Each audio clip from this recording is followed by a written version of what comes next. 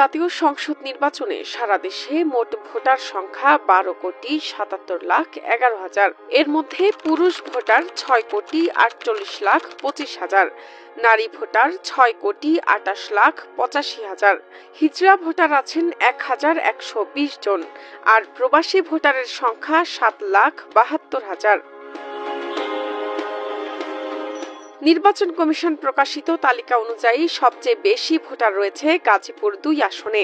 এই আসনে মোট ভোটার সংখ্যা 8,04,333 জন।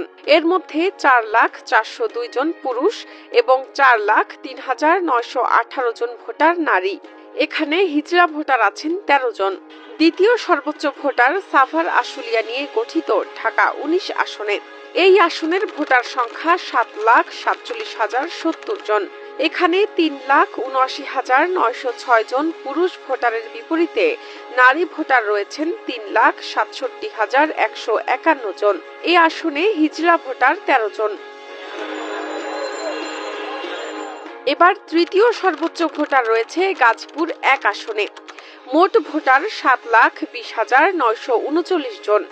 এর মধ্যে 3,60,234 জন পুরুষ, 3,60,693 জন নারী এবং হিজড়া ভোটার 12 জন। কম ভোটারের দিক থেকে প্রথমে রয়েছে ঝালকাঠি 1 আসন। এখানে 2,28,431 ভোটারের মধ্যে পুরুষ ভোটার 1,16,427 জন, নারী ভোটার 1,12,002 জন এবং হিজড়া ভোটার 2 জন। 2,29,163 জন ভোটার নিয়ে কম ভোটারের দিক থেকে দ্বিতীয় অবস্থানে আছে যশোর 6 আসন। এই আসনে পুরুষ ভোটার 1,15,244 জন, নারী ভোটার 1,13,917 জন এবং হিজড়া ভোটার 2 জন। ভোটার সংখ্যা কমের দিক থেকে পিরোজপুর 3 আসনের অবস্থান 3 নম্বরে। এই আসনে ভোটার আছেন 2,41,361 জন।